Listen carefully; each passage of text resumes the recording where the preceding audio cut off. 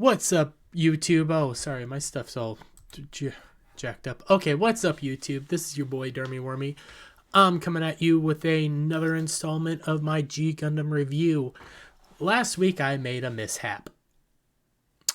I accidentally said that this episode's going to be focusing more on some deeper philosophical questions and dealing with issues that are more complicated and what is the correct answer to do. And I got my episodes mixed up. That should be next week's episode. My bad. Admonish me. I accept full responsibility for this mess up. Because I forgot there's still one backstory we still have to do. It's Domon Kashu's backstory. And why he is in the Gundam fight. What's his driving factor? And essentially, what's one of the biggest plot points in this entire show? I thought this was a later episode, but I accept that I done effed up. But this is a good episode because it also introduces essentially our big bad for the series. And some other things in Japan. Our big bad for the series is known as the Dark Gundam in English, or in Japanese, it is the Devil Gundam. And it is one interesting Gundam, to say the least. Essentially, if you ever watch this anime, just watch through the opening. In the opening, I'm just gonna get to it real quick because it is the way they show it off. I just need to make sure everything's loading because my internet today has been acting all kinds of wacky. Come on. Okay, getting it loaded. Yeah, we'll just start with what the Dark Gundam is technically capable of. And we'll just, quickly get over to that screen. Yeah, quite literally, this is a bit of a spoiler for the series, but the Dark Gundam does do something very similar to this. It is a mechanical beast. But why don't we just get into it all? I'm going to mute this just to make sure. And my desktop audio should also be muted, so you shouldn't hear a thing in case anything stupid has to happen. And if something stupid does have to happen, I'm just going to clip it out. So, we start in Kyoto. Very different than our usual openings, because our usual openings have our narrator. This one doesn't. That's right, this one doesn't have our narrator because it is a episode all about Domon and some of his story, essentially. So we start in Kyoto, and he's sitting at this temple talking to he's talking to this dude. And don't know who this dude is. Not really all that important. I'm guessing he works for the Neo-Japan government. Because this dude is just informing Domon that, hey, it's been 60 years since everybody left. And since then, even Kyoto's been destroyed. And Domon's sitting there drinking some tea, and he's kind of shocked by it. Not really shocked by it, but he does acknowledge that it's kind of sad that this all has been destroyed. And he asked, well, where the heck's Rain? Where is Rain? And the old man tells him Rain's not going to show up. Domon asks, what do you mean? Who are you? The old man gets a creepy perv face on, and Domon passes out, dropping our picture. And our picture is gently picked up by our narrator. Yes, our narrator informs us that today we will be learning about the man in the picture and informs us about today's opponent, the strongest Gundam, the Dark Gundam, or in Japanese, the Devil Gundam. And its origin story. Oh, you didn't think the Devil Gundam was just gonna come out of nowhere, right? It has a creation. It has an origin story that is connected to Domon. And it has some interesting things about it. And how powerful it truly is. So we get let's get things started,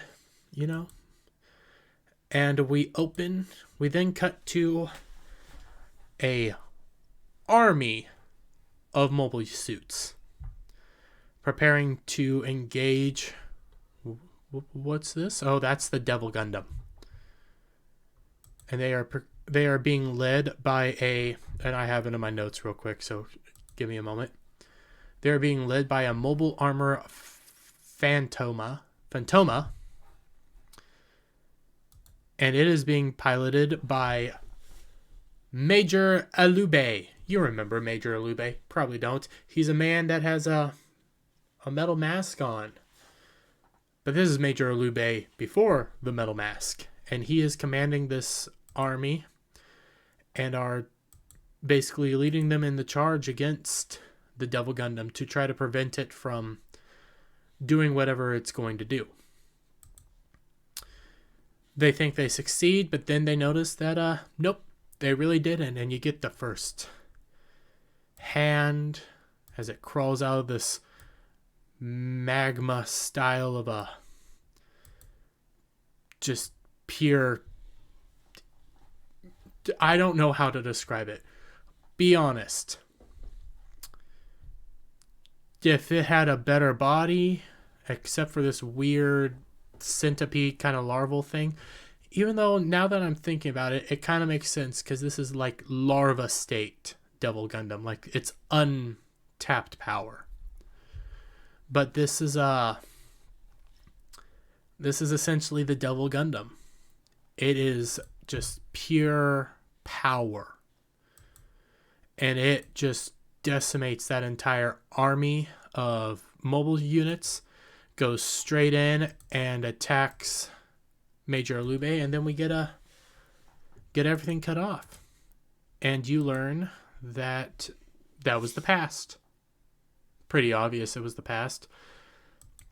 But you get an overshot of Major Alube communicating with, gotta make sure I get his name just right because I keep forgetting it, Commissioner Corrado, who was the man originally kind of chastising, if I can get it, Commissioner Corrado, who was a man chastising Domon back when he went up against the Neo-France, and I can't remember that dude's name, but when he went up against him and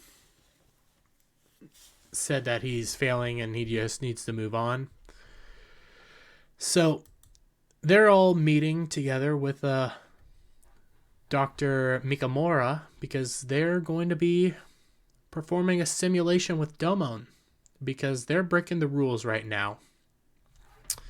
They have brought Domon back up to the Japanese colony against Gundam fight regulations because they want to make sure that Domon is properly prepared for what his role in the Gundam fight is. And what they do is, it's not good. But they're getting all set up in their little headquarters, and essentially they're setting it so that Domon was there the day the Dark Gundam appeared. And he's just come back from his training of 10 years. He's just recently became the owner of the King of Hearts crest, and he's going to watch what happens, because originally he was not there when the Dark Gundam first appeared. And we're going to go from there. And again, it is not an easy, well, it's kind of sad when you get connected to these characters. But you see Domon's on a couch and he's just starting to wake up, and he's getting awoken by our mystery man in the photo. Our mystery man in the photo, even though I think if you're watching this on Rumble, I've already basically told you who it is. If you're watching this on YouTube, you probably already know who it is, but I'll just say it who it is. This is Kyoji Kashu, Domon's brother. That's right, this whole time Domon has been hunting down Kyoji. Kyoji has been doing some stuff. And there's a story. We learn what Kyoji's been up to. And Kyoji and his father, who we also get to meet here soon, right here, Kyoji and his father are scientists working together on a project. And here's Domon's mom. Oh, isn't she such a lovely lady? She does kind of look like Rain, now that I think about it.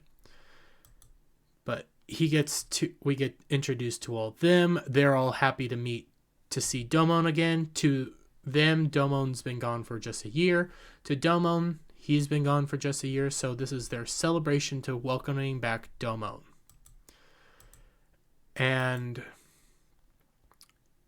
yeah, we get a shot of the Neo Japan colony. Out of all the colonies, this one looks just more... I kind of just like this one. It just looks like Japan. We then cut to where Major Alube, Commissioner Corrado, and Dr. Mikamura are over here, and they're watching, the whole proceedings. Major Alube, I get this mixed up every time. Corrado's basically asking, why are we doing this? What is this for? And Ulube just says, well, we're doing this to show you and to show you that Domon has what it takes. And basically it's just a backstory episode telling us what's the big deal about this episode. And Alube's positive that the Dark Gundam will appear, just like on that day that Domon wasn't there. You get Mr. Mikamura looking out, and then we get this lovely look at Rain. And Domon's all in awestruck. Kyoji says, hey, you've been gone for a year. That's Rain. Man, she's all grown up, but you two have known each other since you were kids. Building on, hey, Rain and Domon have known each other for a very long time, even though we pretty much already knew that. And Kyoji's kind of hinting that, she's a woman now. Ladies. Anyways, Kyoji's just having some fun with his little brother. Domon's, all kind of bashful. They sit down for dinner, and Domon tells him how he got the King of Hearts crest. And he went down. We also get a brief introduction to my favorite character in the whole show. He hasn't fully been introduced yet, but Domon went down to Earth and was trained by the former leader of the Shuffle Alliance, the great Master Asia. And Master Asia has also been known as, if I can get it just right, the undefeated of the East. And man, this dude's a badass. Straight up badass. He does become a bigger player in the whole show. He is extremely important, and I love him. He then lets on that towards the end of their training, Master Asia just gave him the crest and then disappeared. Never to be seen again, really. And he doesn't know. He just one day just up and gave it to him. So that's what establishes Domon as, that's basically how he got the crest. He trained under the former owner of the King of Hearts. The greatest of all the Shuffle Alliance, the greatest of all of them. The 5 masters of the martial arts. Oh, there's 5 masters of martial arts. Interesting number. Anyways. Wait. Yeah, there's 5. Never mind. You know, Rain's over here and she's just sitting there listening, and everybody's just happy to be celebrating the return of Domon. And if I get back there, I'll probably miss it. But Domon's father says, hey, you know what? We finished that project and that we've been working on. And after dinner, why don't we show it to you? And Domon's mom says, oh, let's not talk about work. This is our celebration of Domon. And Domon's like all kind of happy and just starts eating and enjoying the food. But thereafter, Rain starts looking more sad, gets up and has to walk away. And she breaks down crying, and we get to see what Major Lube, Commissioner Corrado, and Dr. Mikamura, Rain's dad, are doing to Domon. And this whole building is basically empty. Domon is in a psychotic trance. Well, psychotic trance? I don't know. But he's not actually seeing this. Like, no, everything he's seeing isn't actually there. And he's playing these events. And but it's all in this destroyed, rundown building.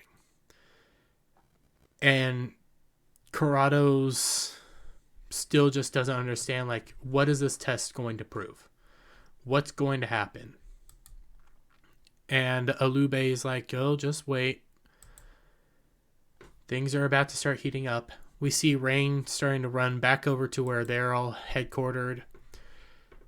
Dr. Mikamura says, why are you here?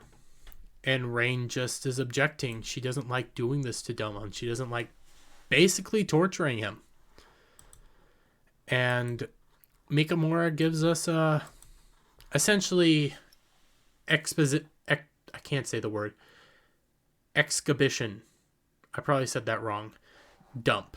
You know, giving you a bunch of information. And he says, in reality, all Commissioner Corrado cares about is becoming the next Prime Minister of Japan, and all he wants is Domon to win the Gundam fight. That's all he cares about. But Major Alube, Dr. Mikamura, Rain, and Domon have a second and actually more of a number 1 goal, which is to find the Dark Gundam and bring a stop to it. And that takes more precedent over winning the Gundam fight. And Rain's whole job is to help make sure that Domon achieves that goal. Gundam fight comes second. And he's actually really sorry that he has to put her through this, and they have to put Domon through this. In reality, not so much. Excuse me. That's a bit of a spoiler for much later down the line. But we cut back to Domon and his family as they reveal their secret project. That's right. Domon's brother and father are the creators of the Dark Gundam. Dun, dun, dun. Which, again, this is Dark Gundam, essentially larva form. There is actually, like, acknowledgements to what forms what. And there's some... Dark Gundam has some overpowered abilities. But essentially, they acknowledge that this is supposed to be the strongest Gundam ever. It has the power to basically change worlds and bring things with just the weight of its shoulders. Domon's in awe, and Kyoji is starting to look very proud over this project and says this is going to change the world forever. Domon's trying to figure out, like, what the heck do you mean? Kyoji says, oh, nothing. And then all the lights turn red, and a bunch of police show up to arrest Dr. Kashu and Kyoji over a supposed plot to take over the United Colony Federation and the Earth with the power of the Dark Gundam. Domon is prepared to defend his parents and stuff because they're objecting. They say they're not planning on doing anything like that. But according to they're convinced that they're wrong, but they're actually right. Everything they accuse them of doing is correct, and Kyoji is the one who's planning this. Yep, Kyoji's a bad guy. Shocker. So, brief timeout. This is one of the reasons why whenever I tell people to watch G Gundam, it's because whenever I tell them to watch it, because I do love it. I think it's a fantastic show. I also tell them kind of a brief idea of what the show is.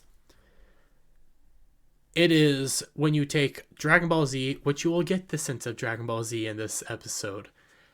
When you take Dragon Ball Z, you take Street Fighter, mix a bunch of robots together, and that's G Gundam.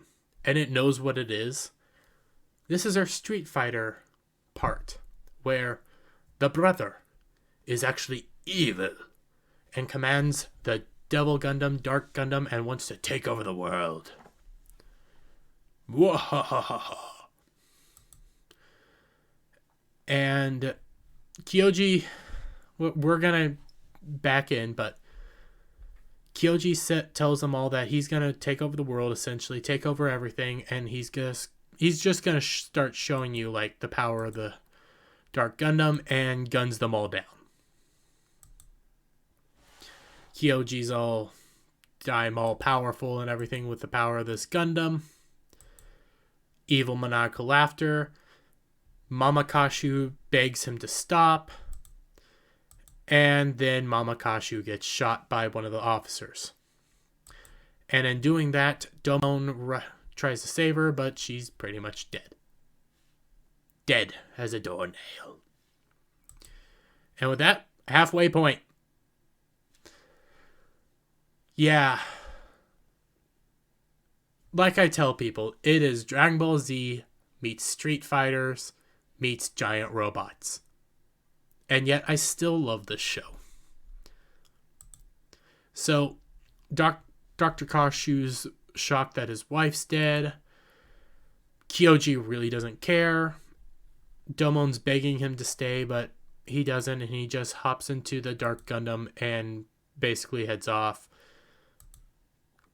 Domon's basically broken because his mom's dying in his arms, but she's not. But this is when we get some of the reality of the situation. In reality, basically just shortly after that whole event went down, because Domon was not there. In fact, Domon was on Earth for 10 years training under Master Asia. That was true, but the moment his parents died, that is when he immediately returns. And now we are cutting to what... This is where it kind of gets all kind of jumbly in this episode. So, what we were seeing was fake history, but yet still some of a real some form of what actually happened.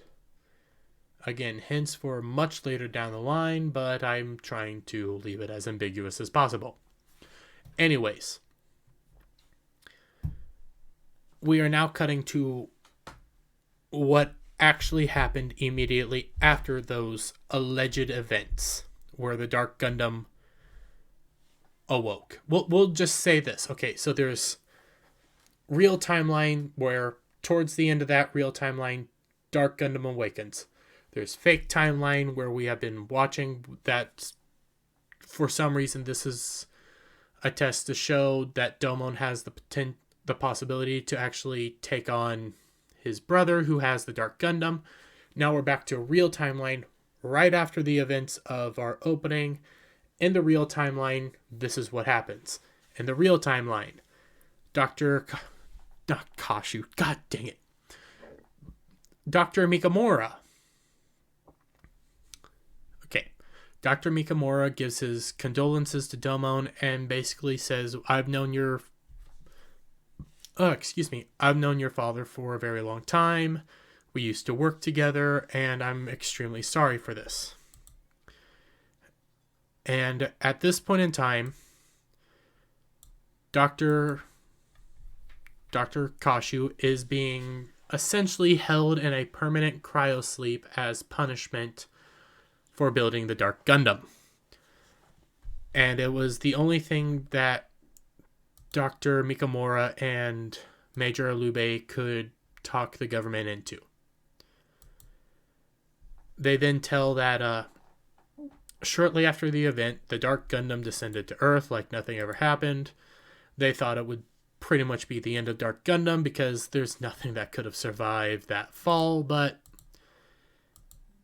newsflash, the problem is the Dark Gundam was installed with three theoretical powers.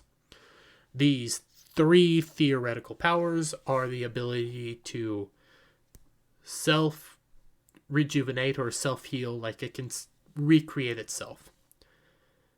Self-multiply, so it can continue expanding and creating more forms of itself, which becomes a major plot point here in a few episodes. And then self-evolution. Kind of why I showed at the beginning, the ending of opening 1, you have this much bigger kind of final boss looking form of Dark Gundam, and I keep referring to this Dark Gundam as larva form because it has the ability to just constantly evolve. And it gets super powerful. And they said, well, because of this ability, it's just going to come back. And Kyoji's going to come back. But we can't do much about it right now because Neo Hong Kong is currently in charge.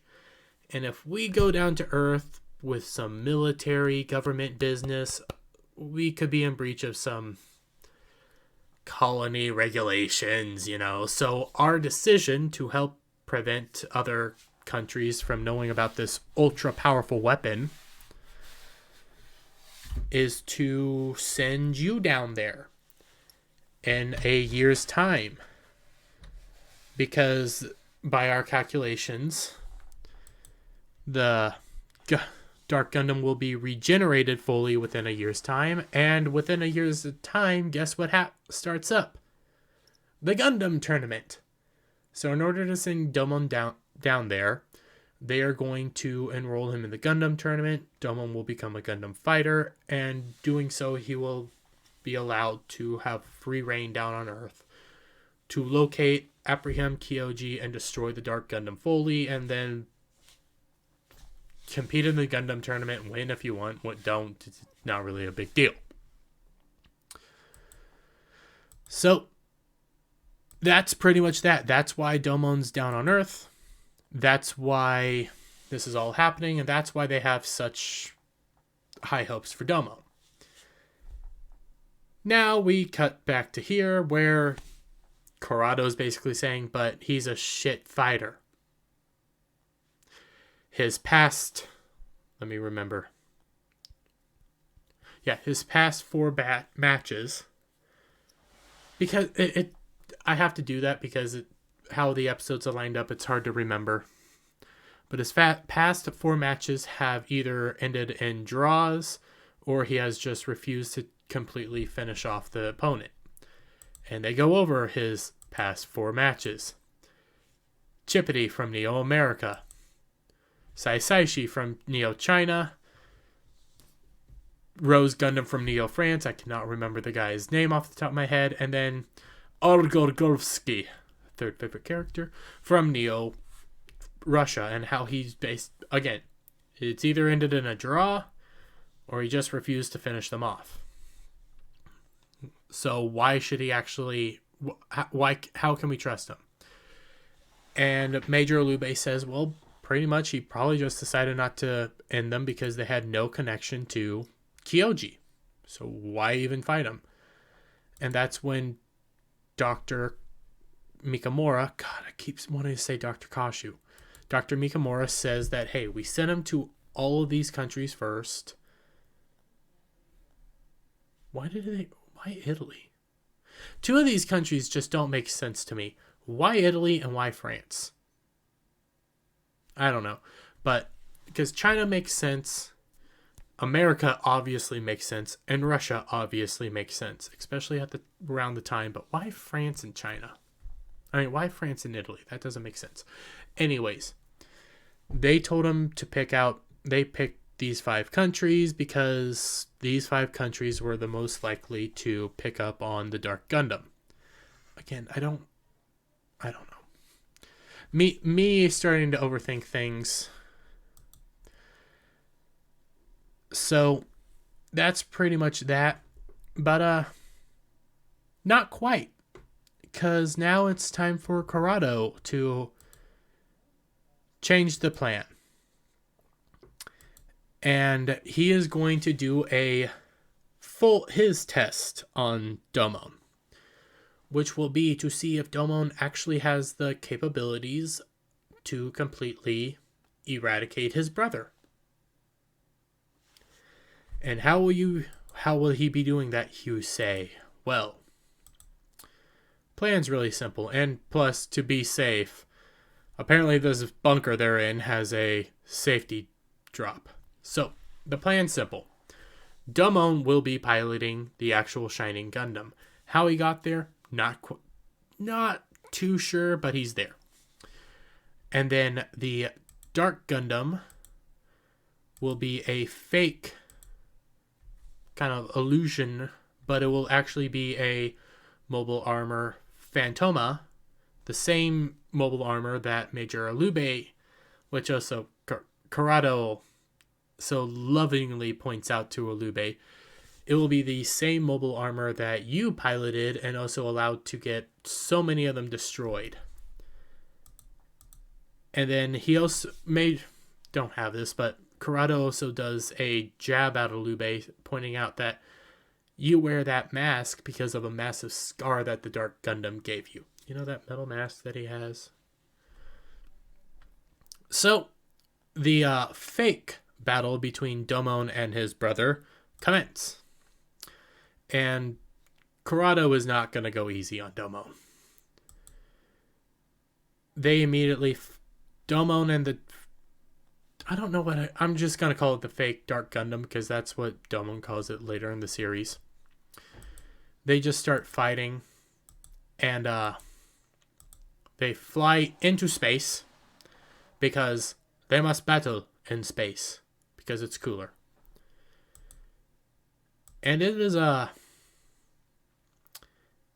it's a close match, and I don't know what the heck is happening. Oh, I'm skipping over some stuff. Basically, Corrado has laid it out like this. If Domon wins, great. He can actually take on the Dark Gundam. If he loses and becomes unable to compete, he'll just fudge some stuff and they'll throw in a new fighter. And Dr. Mikamura basically says that's Domon's going to win. Domon is 100% going to win. So now the fight finally starts. I completely blanked on that. And the fight is actually pretty one-sided. I need it. It's bad. We then cut to, and I'm still getting a hang of this, But Rain just knocks out a guy because she needs to go help Domon, and she rushes over to the... you can kind of see it. I just can't get to it right now. She rushes over to the little rose pod because she's going to help Domon.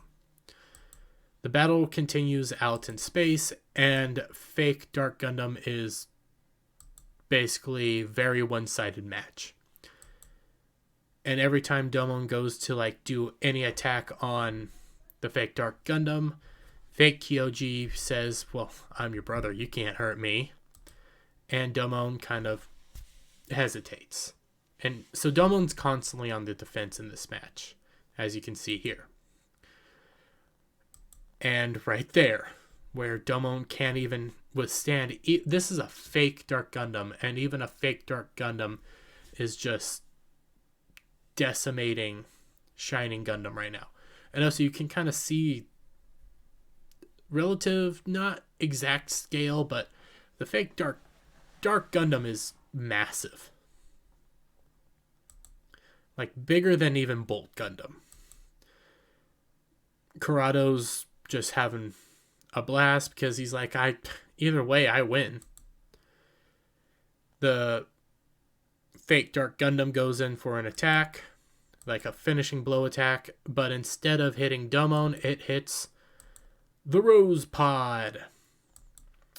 And then Rain's there to try to help Domon.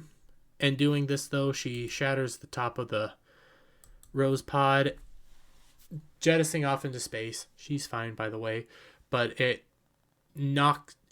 when she does that, it kind of reminds Domon of his mom. And then it's time for Super Saiyan. Domon starts freaking out. Dr. Mikamura quickly... I always have to pause because I want to say Dr. Kashu. Dr. Mikamura quickly calls security to go help out his daughter. Karado's convinced that it's all over. Nothing's really the matter. And Dr. Mikamura says, well, nope, you just initiated this Shining Gundam's true power. Karado starts noticing like the Shining Gundam is getting brighter. Rain says, what the heck's going on? And as you can see, the Shining Gundam starts changing. And Karado is like, what's happening? What's going on? And Shining Gundam transforms, revealing its true form. And Domon's true potential, essentially. Going to Super Saiyan mode, if I can get there. But, I say but way too much. I need to cut that out. So, Major Alube and Dr. Mikamura inform Karado that this is the true form of Shining Gundam. And in fact, it is basically now super strong. The ability to get here, though, is through people's emotions. And when you get to this form, your emotions power the Gundam, making Domon, who is filled with anger towards his brother, the ultimate pilot for the Shining Gundam. Because he is now just the fuel for the Shining Gundam. And with this, Domon reveals a new ability that can only be used in the super mode, which is Shining Finger Sword, which has possibly one of the... This is such a cool little thing. But it has possibly one of the greatest, like, preludes, or... I can't think of the term, but in order to use it, he says this hand... And when he does Shining Finger, he says, "This hands of mine is burning red. Its loud roar tells me to defeat, to grasp victory." Over here, though, he says, "This hand of mine is burning red. Its loud roar tells me to defeat you." And then he says, "Take this, my love, my anger, and all of my sorrow." I just love it. I love this show. And with this move, he completely destroys the fake Dark Gundam. Then as he calms down, he tells Corrado, "Stay out of my head. Stay out of my way. I'm going to get to my brother my own way. So knock it off." They're shocked that he actually broke through the fog, and they don't know when he did it, but he did it. And with that, battle's over. They're pretty much set that Domon can do this. And Domon and Rei head back to Earth, saying that is their battleground now, and that they're going to go succeed so they can awaken his father and save him. But that's not quite it. We get Major Alube and Dr. Kashu talking there for a bit, and they say that these two will have to achieve our goal. And our goal will be achieved, and our goal will be fulfilled. And that Domon and Rain from now on will be the hunters of our ultimate goal. But with that, the episode's pretty much over. They're just there enjoying their little... Yeah, see? Pretty much over. Now then, if I can get this just correct. Yes.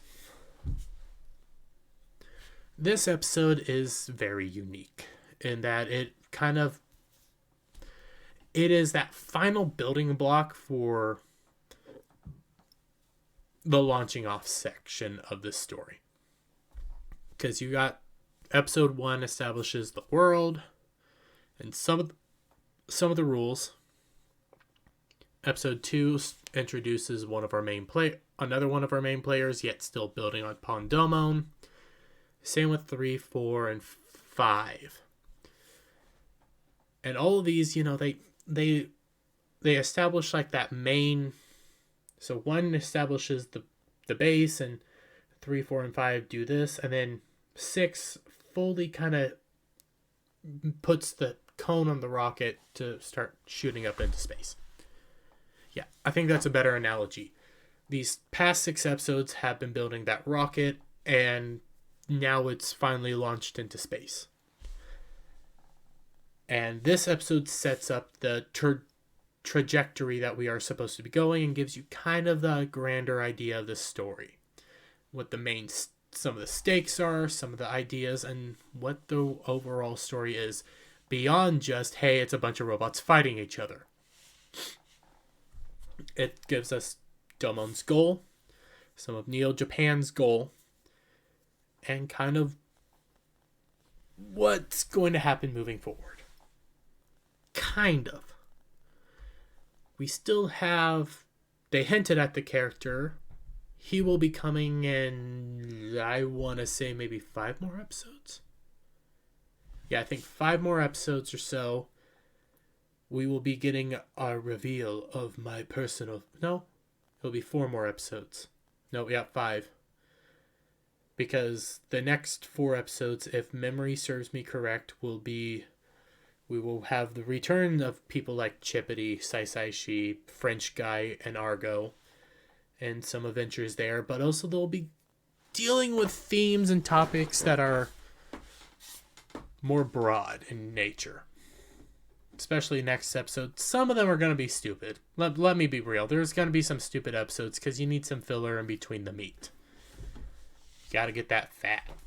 But it still builds on characters. Even some of the most stupid episodes build on characters in the show. But overall, the way I break down this show ultimately, though, is in like chapters. And I kind of view episodes 1 through 6 as kind of your first chapter. 6 alone is, if you just stumble into 6, you're probably like, oh, this is better than if you just stumbled into episode 2 or episode 4. Definitely if you stumble just into episode 4, because the French dude is just, I don't like him. Anyways, but if you take it as a whole up to now, the first 6 episodes, they're kind of a slog. They're kind of slow, but they do have a purpose. Like I said, they built the rocket that will be leading us through the story. So with chapter 1 done, in my opinion, or volume 1, whatever you want to call it, with that done, I say 6 probably does give it the best justice, and I'll give it a 7 out of 10 altogether. Now, the next 4 episodes are... Next episode I actually really like. Some of the upcoming episodes are going to be a slog. Possibly one of... I don't know if it's now or a little bit later when one of a really good episode is. And it's one of those like kind of more side episodes, but it's such a good one. I do know that the next episode is a really good one. So with that, y'all take care.